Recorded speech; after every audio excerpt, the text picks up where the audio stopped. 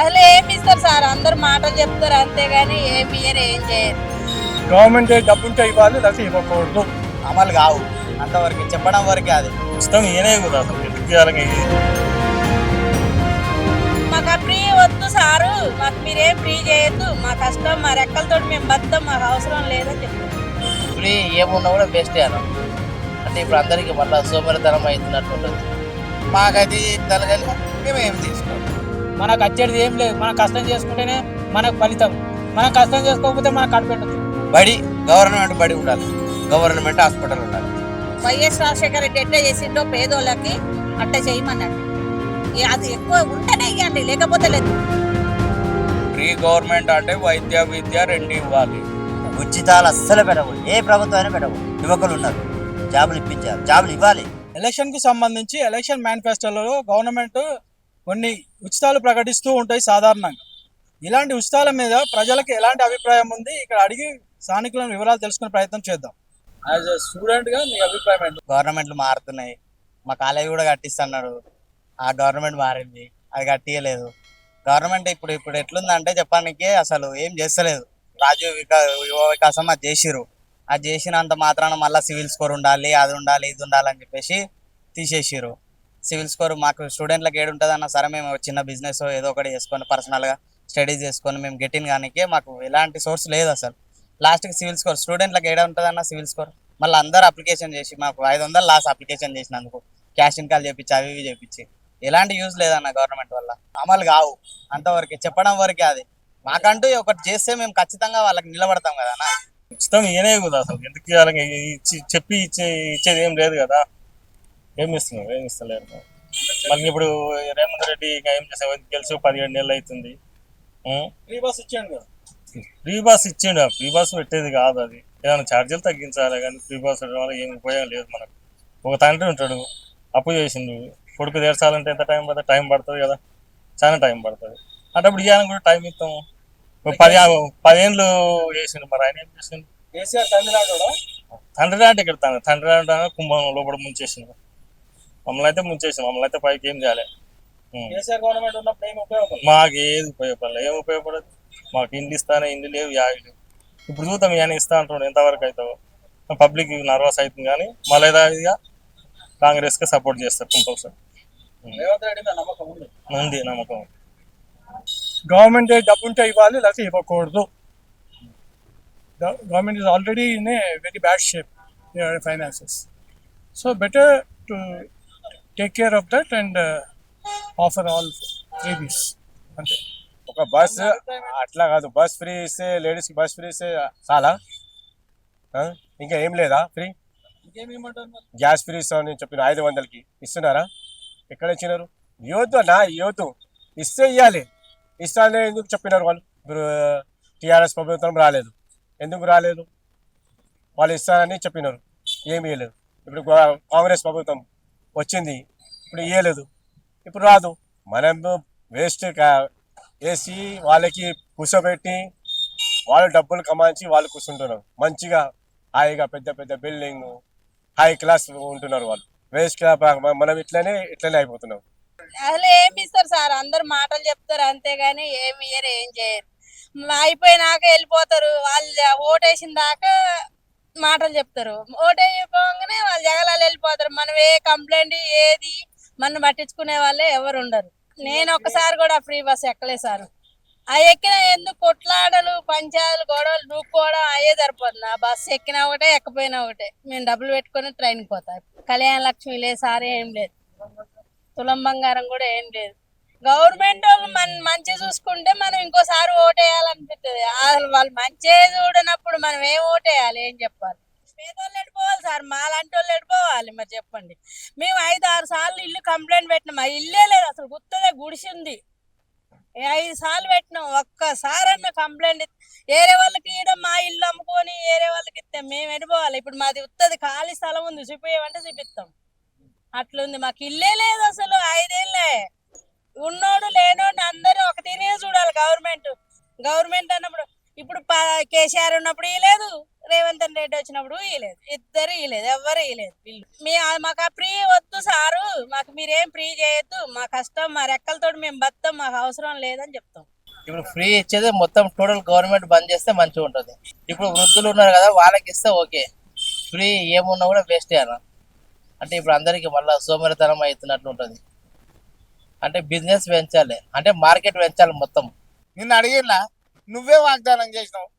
ఆ రాష్ట్ర బడ్జెట్ ఎంత ఉంది, ఖర్చు ఎంత అవుతుంది, ఒక 1000 మందికి ఇచ్చిన ఆ లెక్కనే నీకు తెలియదు. నువ్వు ఈ వాగ్దానాలు చేసి పెట్టినావు, అధికారంలోకి వచ్చినావు, కూకున్నావు, అయిపోయాయి. అసలు రాష్ట్ర ఖజానా మొత్తం ఎంత ఉంది, ఎంత లోటు ఉంది, ఈ ఖర్చు మనము ఈ వాగ్దానం చేస్తే ఎంత అవుతుంది అనేది మన జనరల్ నాలెడ్జ్ ఉందా? ఆ ఇంగిత పరిజ్ఞానమే లేదు. అది జనాలు అమాయకులను చేసి ఆడుకుంటారు తప్ప దాంట్లో ఏమి నిజాయితీ లేదు. జనాలు కూడా అట్లా నమ్ముతున్నారు పాపం ఆ ఉన్న పరిస్థితులకు. ఏమో వస్తే అధికారంలోకి వస్తే ఏమైనా ఇస్తాడు, ఆ గవర్నమెంట్ ఇవ్వాలి, ఈ గవర్నమెంట్ ఇస్తాడని ఆశపడతారు. మనిషి ఆశావాది, ఆశపడము మనిషి లక్షణము. మాకైతే ఏం తలగలే, మేము ఏమి తీసుకోవాలి. మేము చేస్తా, రేపు చేస్తా, మాపు చేస్తా, ఈ ప్రభుత్వం రాని ఆ ప్రభుత్వం రాని ఎన్నో కథలు మాట్లాడతారు. ఏది ఒక్కటి జరగదు. ఏంటంటే వాళ్ళ భాగవతం వాళ్ళే చూసుకుంటారు, కానీ మన భాగవతానికి వాళ్ళు ఏం సమాధానం చెప్పరు. ఇవాళ కనిపించిందంటే మళ్ళీ ఎల్లుండి ఎప్పుడో కనిపిస్తాడు, ఖచ్చితంగా రేపు వస్తున్నా, ఎల్లుండి వస్తున్నా, చేస్తా, పక్క మీకు పక్క ఆమ్దాన్ని ఇస్తున్నా, అన్ని ఇస్తున్నా అని చెప్తారు. అది చేసేది లేదు, వాళ్ళు వచ్చేది లేదు. ఇవన్నీ కథలు జరుగుతూ ఉంటాయి. మనకు బాధలు, ఎన్నో బాధలు ఉంటాయి. మనకు బాధలు ఉంటే వాళ్ళు ఏం చేయలేదు. బాధలు ఉంటాయి, మనమే బాధ ఇది అది చేసుకొని మనం బతికేదే, కానీ వాళ్ళు వచ్చి ఏం చేయలేదు. మనకు వచ్చేది ఏం లేదు. మనం కష్టం చేసుకుంటేనే మనకు ఫలితం. మనం కష్టం చేసుకోకపోతే మనకు కడుపు ఎండుతుంది. అట్లా అయిపోయింది ఈ ప్రభుత్వాలని. ఎవరు ఏం చేసేది ఏం లేదు. ఆ కాలం ప్రభుత్వమే మంచిగా ఉండే, టీఆర్ఎస్ ప్రభుత్వం. ఈ ప్రభుత్వం మంచిగా లేదు, వేస్ట్ ప్రభుత్వం. అంటే ఇప్పటి నుంచి ఫ్రీ అని పెడితే మీరు నమ్ముతారా? నమ్మం. ఫ్రీ అని పెడితే నమ్మం.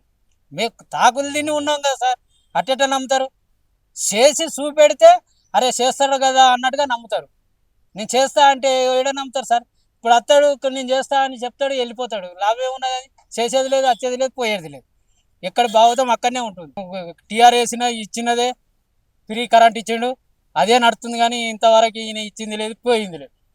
తులం బంగారం కానీ ఏది లేదు సార్, అన్నీ ఉల్టావి. తులం బంగారం ఎవరికి ఇచ్చిండు సార్? పేదలను చూసుకుంటానికే వత్తలేడు, ఇంకా తులం బంగారం ఏడికెళ్ళి తెచ్చి పెడతాడు ఆయన. ఫ్రీ అని ఉచితాలు ప్రకటిస్తుంటారు కదా, అభిప్రాయం ఏంటి?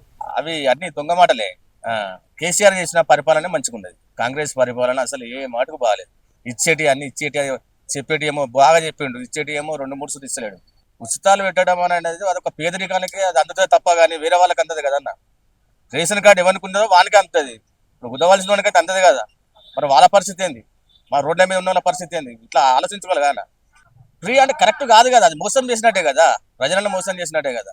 వీళ్ళు అన్నీ చెప్తారు, అది ఇస్తాం ఇది ఇస్తాం అన్నాడు, బంగారం అన్నాడు, ఏది లేదు. రైతు బీమా అన్నాడు, అది లేదు. పింఛన్ అన్నాడు, లేదు. అన్ని మొత్తం బంద్ చేసిండ్రు. హాస్పిటల్ పోతే కిట్ లేదు. అసలు గవర్నమెంట్ హాస్పిటల్ పోతే పట్టించుకున్న నాదుడే లేదు. ఎవరు లేడు, రాకు పో అంటారు వాళ్ళే. ప్రైవేట్ డాక్టర్లే ఫస్ట్ గవర్నమెంట్ డాక్టర్లా. వాడు గంట సేపు గవర్నమెంట్ డాక్టర్లు ఉంటాడు, 4 గంటలు ప్రైవేట్ హాస్పిటల్ ఉంటాడు. ట్రీట్మెంట్ మన లబో దీపాన్ని బెడ్ మీద కొట్టుకున్నా ఎవడు రాడు. చూసి మళ్ళీ ప్రైవేట్ హాస్పిటల్ వాళ్ళే. బంగారము పుస్తకాలు తాడు అమ్ముకోవాలి, మళ్ళీ ప్రైవేట్ హాస్పిటల్ వాడుకోవాలి. గవర్నమెంట్ హాస్పిటల్ ఫస్ట్ మంచిగా ఉంటే అన్ని బాగుంటాయి. గవర్నమెంట్ బడి ఉండాలి, గవర్నమెంట్ హాస్పిటల్ ఉండాలి. అది ఏ గవర్నమెంట్ అన్నా కానీ 100% నిలబడుతుంది. లేకపోతే నడమంతరానే పోతాయి.